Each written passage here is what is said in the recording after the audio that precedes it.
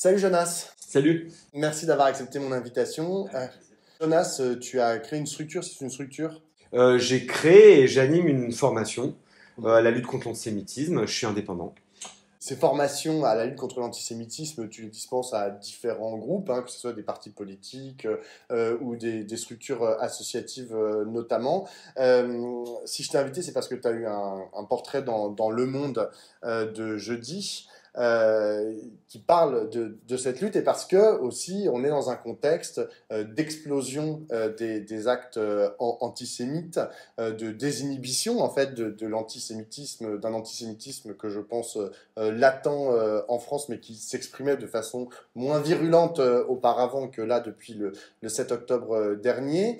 Ma première question c'est dimanche, une marche est organisée, a été initiée par Yaël Braun-Pivet, la présidente de l'Assemblée nationale, et Gérard Larcher, président du Sénat, justement pour répondre à cette problématique de l'antisémitisme, pour montrer, je cite, l'union de la nation sur cette question. Est-ce que toi, tu vas y participer, tu appelles à y participer malgré la présence du Rassemblement national et de l'extrême droite en général qui rebute certaines personnes, et notamment la France insoumise et la CGT ont décidé de ne pas y participer? Oui, je viendrai marcher contre l'antisémitisme dimanche. Je suis absolument insatisfait des conditions dans lesquelles cette marche est prévue. D'une part, par le type d'appel qui a été produit par Yaël Braun-Pivet et Gérard Larcher, et évidemment par la présence du Rassemblement national. Attends, qu'est-ce qui t'a dérangé dans l'appel de Yaël Braun-Pivet et Gérard Larcher? Eh bien, dans l'appel, en fait, on marche pour défendre les valeurs de la République. Pour moi, c'est un narratif qui vient vider de son sens la lutte contre l'antisémitisme. D'abord, les valeurs de la République, selon Renaissance, ce ne sont pas mes valeurs. Ça, c'est une certitude. Depuis la suppression de l'aide médicale aux étrangers et, de manière générale, le durcissement des conditions d'accueil des personnes qui en ont besoin, ce ne sont pas mes valeurs. La réforme des retraites, de précariser les plus précaires, ce ne sont pas mes valeurs.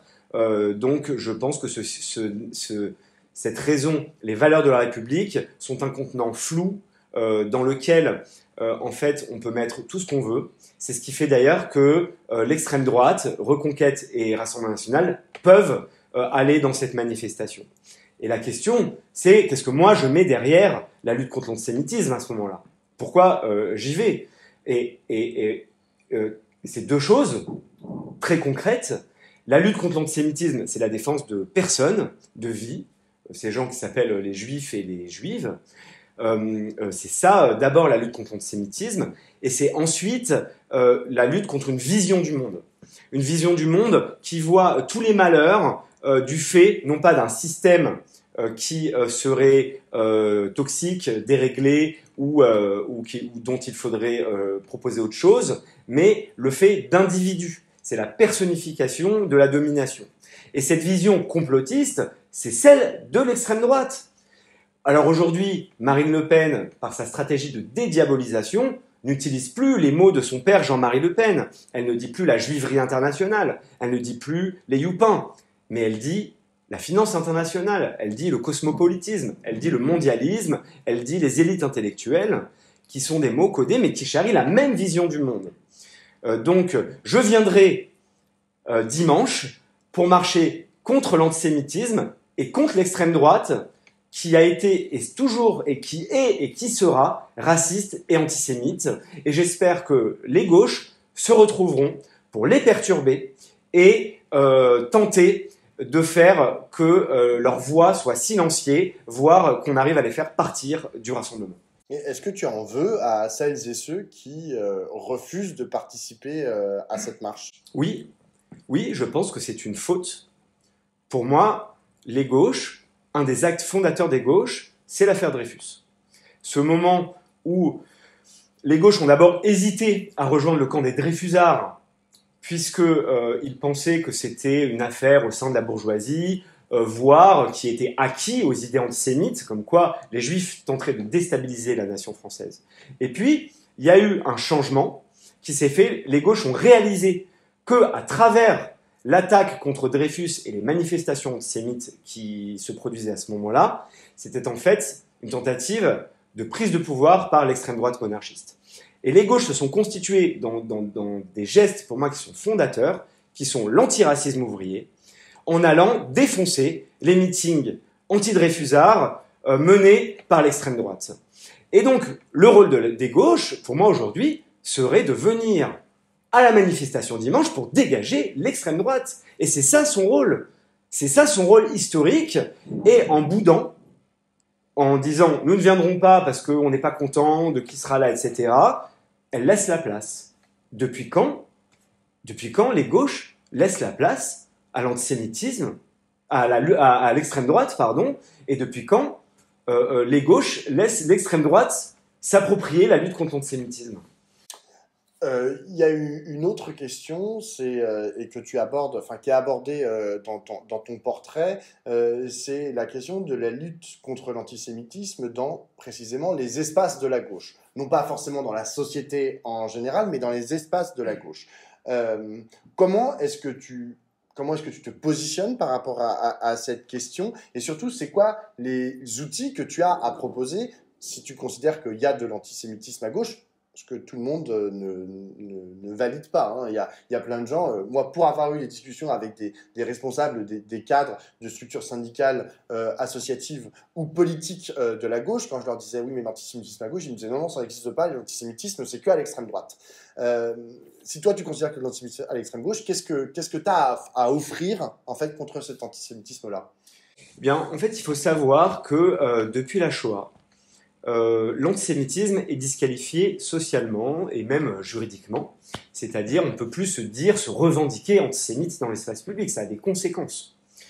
Alors qu'on peut exercer des formes de haine envers l'islam sans que ça n'ait aucune conséquence. On peut raconter des horreurs sur les Roms sans que ça n'ait aucune conséquence sur des plateaux télé, par des hommes politiques, etc. Donc, de par l'histoire, il y a une différence. Donc, les antisémites, pour s'exprimer, recourent à des moyens codés, cryptés, qu'il faut connaître pour le voir et l'affronter.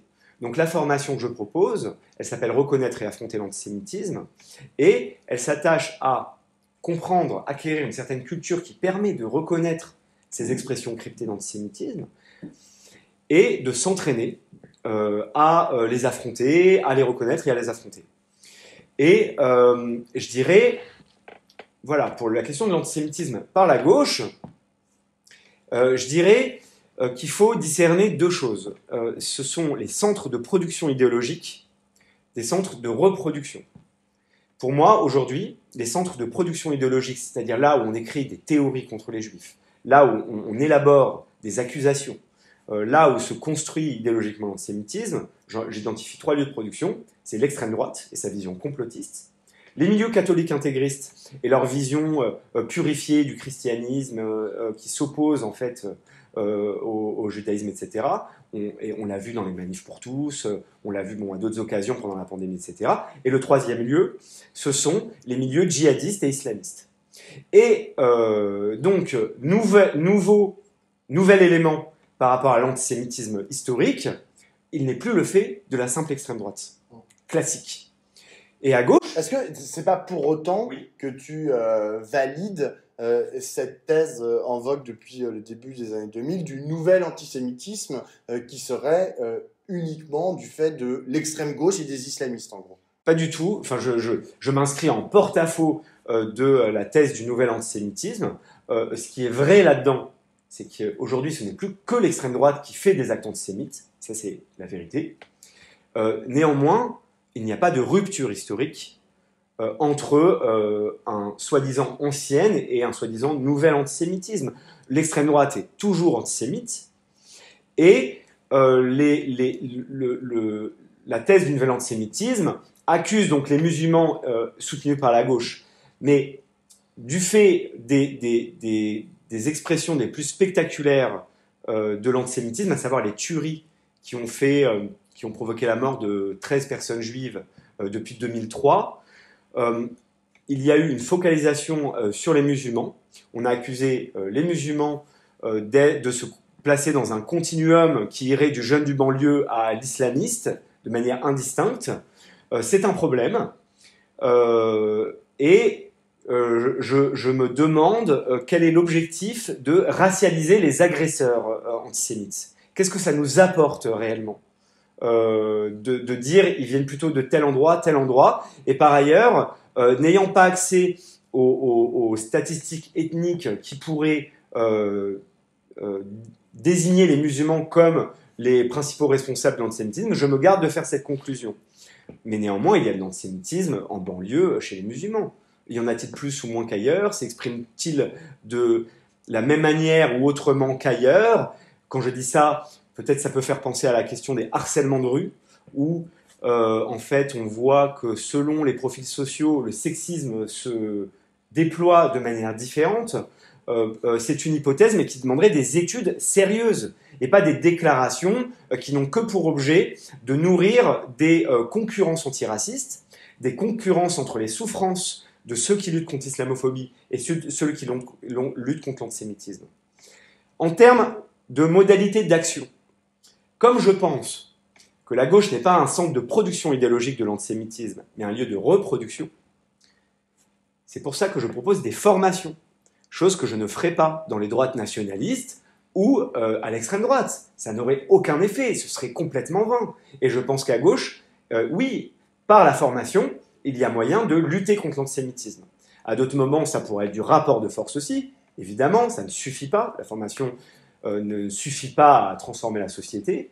Mais c'est un outil qui permet aux personnes honnêtes, en tout cas désireuses d'améliorer leurs pratiques antiracistes, de combattre l'antisémitisme, oui, qui sévit à gauche, tout à fait. Tout à l'heure, tu as parlé d'un truc qui m'intéresse particulièrement, c'est en gros la lutte contre les imaginaires antisémites, quoi, ou les référents antisémites. Et tu as cité notamment la question du mondialisme, la question des élites coalisées, ou je ne sais plus exactement quels étaient les termes. Je ne vais pas te demander la liste de, en fait, tous ces concepts, en fait, qui sont empreints, qui puent, pour le dire plus crûment, qui puent l'antisémitisme. Néanmoins, si je prends un concept, par exemple, que j'entends souvent à gauche, tu vois, par exemple, oui, les 30 familles. Tu vois, genre, on entend ça parfois, genre dans les milieux anticapitalistes. Est-ce que ce concept de, quand tu dis les 30 familles, est-ce que pour toi, ça porte en germe la question de l'antisémitisme? Alors, c'est une bonne question. J'appellerais ça, alors essayons d'être le plus précis possible, j'appelle ça des formes de personnalisation de la critique anticapitaliste. C'est-à-dire que dans cette vision, le capitalisme n'est plus un système social totalisant, il est le fait d'individus malveillants. Et donc, il faudrait supprimer ces individus pour que tout aille bien. Je pense que c'est un écueil de la critique du pouvoir et de l'économie et qu'on rencontre à gauche. Ça, c'est clair. Et pour devenir efficace, la critique sociale doit aller plus loin et critiquer les catégories de base de la domination, le travail, la marchandise, l'argent, voilà, bon, certains diront les classes sociales, etc. Et donc, en soi, les formes de personnalisation de la domination ne sont pas en soi antisémites. Mais elles prêtent le flanc. Elles prêtent le flanc pourquoi? Parce qu'elles rentrent en collusion avec l'antisémitisme économique qui a été fabriqué par la gauche, par les gauches au 19e, et qui, identifié de par les vieux préjugés chrétiens sur le lien supposé entre les juifs, l'avidité, l'argent, l'accumulation, et le pouvoir. Alors, on n'en est pas encore là. Là, les vieux préjugés chrétiens, c'est l'argent. Le pouvoir, ça va venir ensuite. Bref, donc cette collusion entre formes entre critique tronquée du capitalisme ou critique personnifiée de la domination économique et vieux préjugés de la judéophobie chrétienne, on a vu au sein de la gauche donc s'exprimer cette violence envers les juifs. L'exemple le plus frappant et que tout le monde connaît, c'est la famille Rothschild. Donc cette famille Rothschild qui est riche, qui est une famille juive effectivement, et qui jusqu'à aujourd'hui est dans dans des familles riches, etc. Mais c'est de loin pas les plus riches. Les supprimer, ça ne changerait rien. Si on veut vraiment personnaliser, pourquoi ne pas s'attaquer aux premières fortunes mais il y a toujours ce Bernard fantasme. Arnault, ou, Bien sûr, non, mais etc. J'ai déjà eu ce discours ce dialogue avec des antisémites qui m'expliquaient que, ce que je disais, mais c'est pas les plus riches. Par exemple, Bernard Arnault et Elon Musk qui sont plus riches. Il me dit non, pas du tout. Et là, il me dit par exemple, et il en voulait pour preuve, c'est vrai que quand tu tapes sur Google, et c'est particulièrement dangereux, quand tu tapes sur Google Rothschild fortune, la première occurrence, c'est une réponse d'un site qui s'appelle Quora.com, c'est un truc qui répond à des questions, c'est de l'intelligence artificielle qui répond à des questions, et ils disent la fortune des familles Rothschild est estimée à 500 milliards de dollars. Ce qui fait effectivement d'elle une entité plus riche que Elon Musk, etc. Le seul problème, c'est que ce n'est basé sur absolument rien. Enfin, je veux dire, c'est de l'intelligence artificielle, donc c'est dégueulasse. Oui. Et dans ce cas-là, il faut aller regarder les classements Forbes. Non, mais oui, Voilà, bon, bref. Mais Rothschild, ça fait 150 ans qu'ils sont accusés. Donc il y a une force dans cette idée qu'on retrouve depuis le 19e jusqu'aux manifs contre les Gilets jaunes. Et moi, j'ai une stagiaire une fois qui m'a dit, j'ai trouvé ça intéressant, elle disait, mais c'est vrai, chez moi, on a toujours dit, tu finis ton assiette, ici on n'est pas Rothschild. Et elle réalisait en disant mais c'est vrai, on m'a dit ça toute mon enfance, moi-même je l'ai dit, ça voulait dire on n'est pas les riches quoi. Et les riches c'était les Rothschild. Et donc les juifs, c'est ça que ça voulait dire. Et qu'est-ce que tu réponds en fait à des gens, et ça pour le coup je l'ai aussi beaucoup entendu, de toutes les façons, Emmanuel Macron, il vient de chez les Rothschild. Qu'est-ce que ça veut dire en fait? Et le pire, c'est quand tu dis putain, c'est antisémite ce que tu es en train de me raconter, et tu te dis bah non, mais c'est vrai. Alors, qu'est-ce qui est vrai là-dedans? Macron a travaillé pour la banque Rothschild. Alors, je ne sais plus combien de temps, 6 mois, je crois, bon, quelque chose comme ça. Et effectivement, ce genre de discours, je les ai entendus aussi. Macron est financé par Rothschild, etc. En fait, c'est l'idée que les Juifs se tiennent derrière le pouvoir. Donc Macron serait enjuivé. Donc c'est une accusation faite au pouvoir qui se crée dans l'antisémitisme politique, qui est le moment de naissance de l'extrême droite française à la fin du 19e, dans le même temps que cette affaire Dreyfus d'ailleurs. Et on a pu le voir à diverses occasions, parce qu'il s'incarne dans plusieurs figures. L'exemple le plus frappant, c'est la fresque à Avignon, où Jacques Attali se tient derrière Emmanuel Macron, et tel un marionnettiste, puisque Macron est caricaturé en Pinocchio, la marionnette, et Jacques Attali se tient et il manipule la marionnette. Donc voilà, cette caricature du marionnettiste, on la retrouve, elle a une histoire dans l'antisémitisme, on la retrouve vraiment à partir de l'émergence des théories du complot juif, à partir du début 20e, dont l'accusation de judéo-bolchevisme fait par le tsar de Russie, ou les Russes blancs, à l'égard des communistes enjuivés, et puis on l'a retrouvé en France dans les années 30, et puis on l'a retrouvé dans l'Allemagne nazie, l'idée que derrière le pouvoir se tient les juifs, et donc il faudrait se débarrasser des juifs pour rendre le monde meilleur. Autre question, et qui est particulièrement d'actualité en ce moment, c'est la question du conflit israélo-palestinien. Quelle place en fait, tu donnes à ce conflit dans la question de l'antisémitisme en France? Et je vais te donner un exemple précis. On parle souvent de l'absence d'égalité qu'il y a entre le concept d'antisémitisme et le concept d'antisionisme. Est-ce que toi, tu es d'accord avec ça? Et jusqu'où ça va? Est-ce que, par exemple, s'opposer à l'existence de l'État d'Israël en Palestine est antisémite? Ok, alors là, il faut rentrer dans la difficulté. Allons-y. Je vais commencer sur antisionisme et sionisme. Donc, il y a une année... Alors, j'ai plusieurs choses à dire. il faut reprendre un peu l'histoire. Il y a une année intéressante, c'est 1897. On est à la fin du 19e, l'antisémitisme en Europe est extrêmement virulent. Il y a les pogroms en Europe de l'Est qui font des milliers de morts, et ça ne va ne faire que s'amplifier dans les années suivantes. Ces pogroms sont le fait d'abord de l'empire tsariste, mais également du fait des paysans, du peuple, etc., puisque le ressentiment anti-juif est extrêmement répandu. Et il y a parmi les juifs deux propositions qui émergent la même année 1897. La première, elle vient on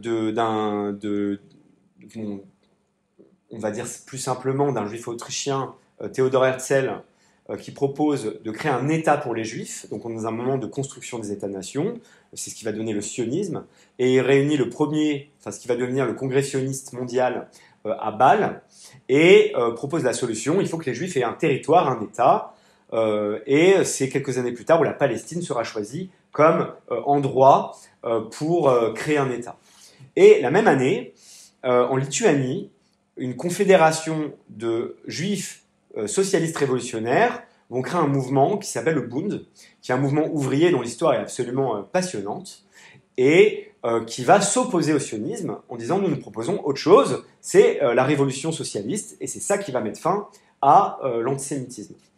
Les premiers, les sionistes, défendent l'idée d'un retour dans la conception biblique du judaïsme, et un retour aussi à une certaine forme du peuple juif, une certaine part de mythe, une certaine part de réalité, puisqu'il y a bien eu un royaume des Israélites dans l'Antiquité, et une présence continue des Juifs au Moyen-Orient depuis, c'est une réalité aussi. Et donc ça, c'est du côté sioniste. Et de l'autre, il faut affronter l'antisémitisme par le mouvement social, etc. Et donc l'antisionisme va se forger chez les Juifs en réalité. Et c'est ce on dit souvent, le Bund portait un antisionisme, etc. On peut le dire. Bon, il y a d'autres formes d'antisionisme, mais qui me paraissent moins intéressantes. C'est les Juifs orthodoxes religieux qui disaient il est hors de question qu'on aille en Palestine, puisqu'il faut attendre le Messie pour y aller, et nous devons accepter toutes les souffrances que Dieu nous donne, toutes les persécutions, il faut accepter l'antisémitisme, ça fait partie de notre punition. Je laisse ça de côté. Bref, qu'est-ce qui se passe par la suite? La Shoah. Les bundistes sont exterminés, il en reste un peu qui vont aller aux États-Unis et en Israël, et les Juifs, ils n'ont nulle part où aller après la Shoah. Les États ont fermé leurs frontières pendant les années 30 et même après 45, et les États n'ouvrent pas les portes aux Juifs pour autant. Et donc les Juifs se tournent vers l'État des Juifs, Israël, qui naît en 48, et il y a près de 2 millions de Juifs qui, au fur et à mesure du XXe siècle, vont rejoindre Israël, non pas qu'ils soient particulièrement sionistes ou antisionistes, mais qu'ils ont besoin d'habiter quelque part. Et donc le sionisme s'impose comme la solution au problème de l'antisémitisme européen, puisque l'autre proposition a été éradiquée par les nazis. Donc, se dire sioniste, antisioniste avant 48 n'a rien à voir qu'aujourd'hui. Donc il faut mener le débat autrement. Moi je pense que dire l'antisionisme est un antisémitisme est une paresse intellectuelle. Pour autant, il faut regarder deux choses. Un, les ressentis juifs. Quand les juifs se disent sionistes, qu'est-ce que ça veut dire? Ça veut dire qu'ils pensent qu'Israël est important pour les juifs et qu'ils soutiennent l'existence d'un État des juifs. Beaucoup de juifs ont un lien avec Israël, ont de la famille, ont voyagé, etc. Certains n'en ont pas. Libre à chaque juif d'avoir son rapport à Israël, enfin, voilà. Mais ceux qui se disent sionistes, quand ils entendent quelqu'un aujourd'hui se dire antisioniste, qu'est-ce qu'ils perçoivent, à tort ou à raison? Ils perçoivent qu'on leur dit les juifs ont le droit d'habiter nulle part.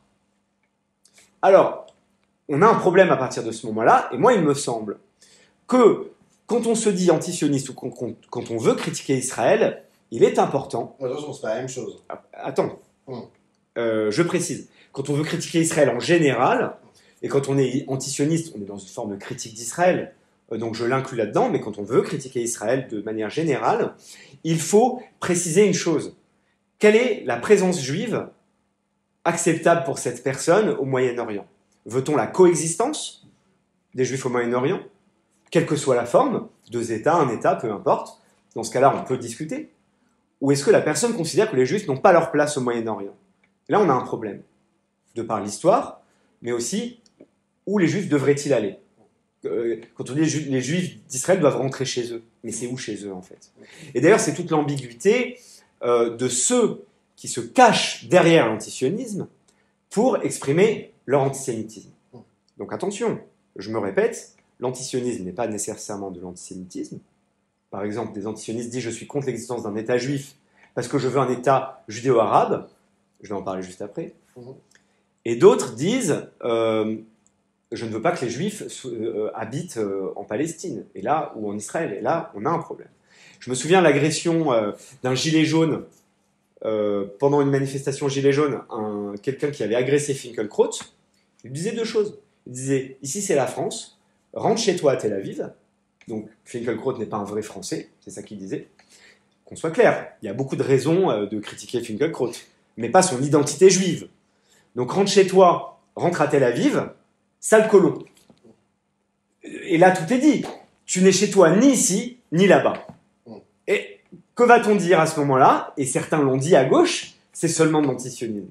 Non, ça n'a rien à voir. Là, c'est de l'antisémitisme. Tout à l'heure, alors, la solution à un État. Et c'est toute l'ambiguïté que recouvre l'antisionisme, la solution à un État, etc. La solution à un État désigne 3 choses différentes.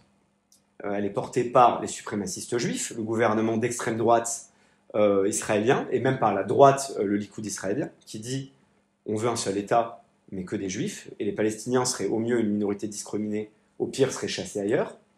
On ne sait pas où aussi non plus. 2, les milieux djihadistes disent la Palestine devrait avoir un État islamique, et les juifs seraient au mieux une minorité discriminée, au pire, devrait partir on ne sait où. Et 3, les gens disent il nous faut un État binational judéo-arabe. Alors c'est une idée magnifique, quelque chose qu'on a vu nulle part ailleurs. Et c'est vrai, c'est ambitieux.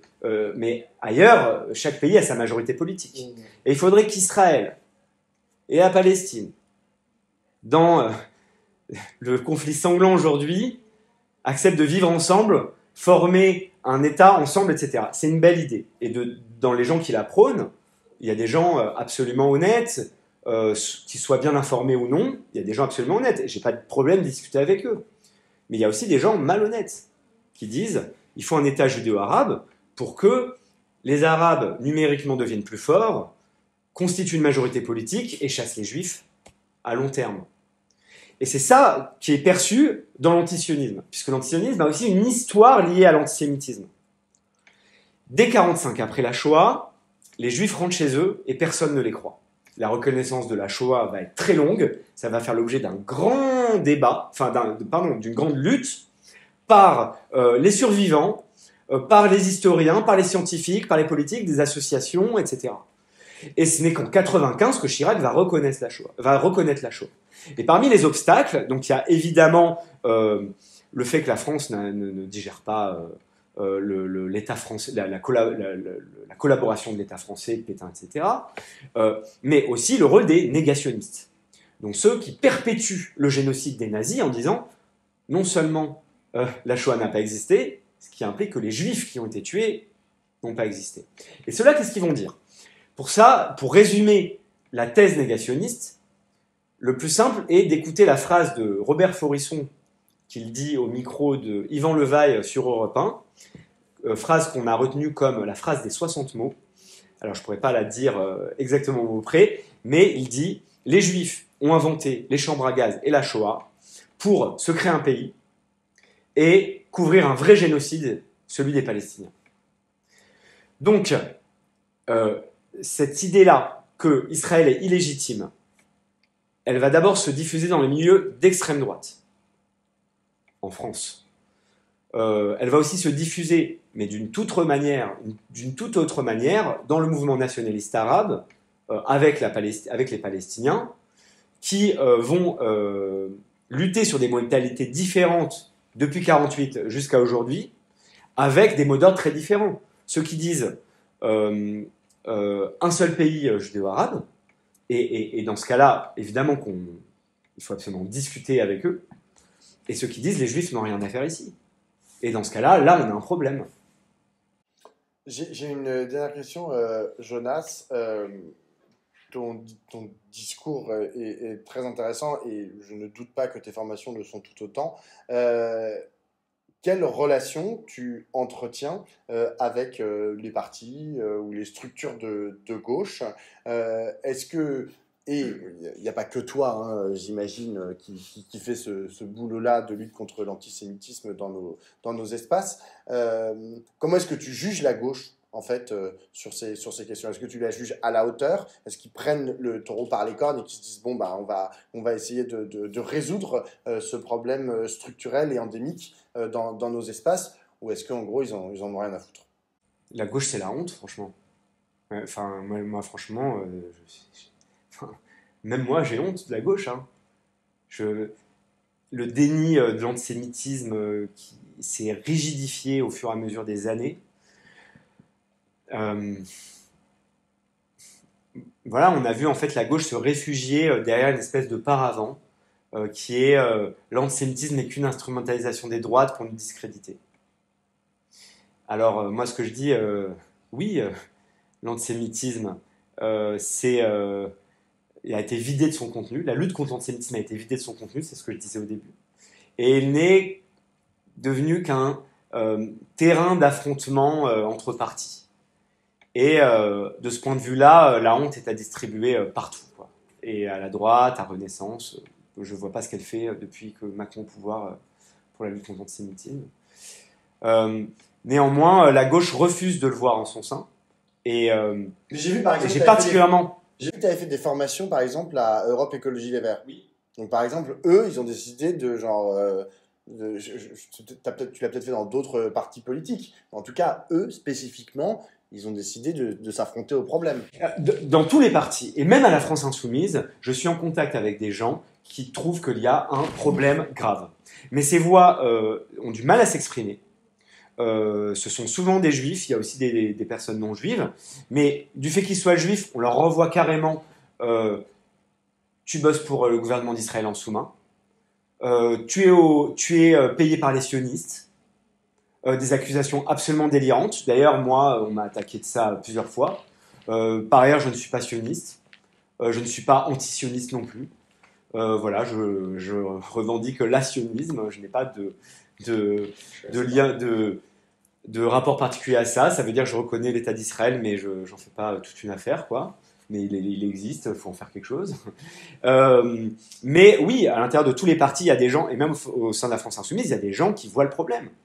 Mais elles n'arrivent pas à émerger pour l'instant. Et je dirais, à l'exception des Verts, qui ont pris le taureau par les cornes avec le groupe de travail contre l'antisémitisme, que je salue au passage, que je les trouve courageux, et ils s'en prennent des vertes et des pas mûres, pour pas faire un mauvais jeu de mots. Et il est absolument urgent que au sein du PS, au sein du PC, au sein du NPA, au sein de la France Insoumise, émergent des groupes qui prennent réellement cette question au sérieux. Et moi, je pense que depuis le 7 octobre, les fautes historiques qui ont été commises par nombreuses personnalités, beaucoup ont vu qu'un naufrage était en cours et il va falloir relever la barre, sinon la gauche va couler. Voilà, on le voit dans la France Insoumise, comment certains ont élevé leur voix pour dire ça va pas la tête, quoi. C'est n'importe quoi. La lutte est encore longue contre l'antisémitisme, mais pas uniquement. Merci beaucoup, Jonas.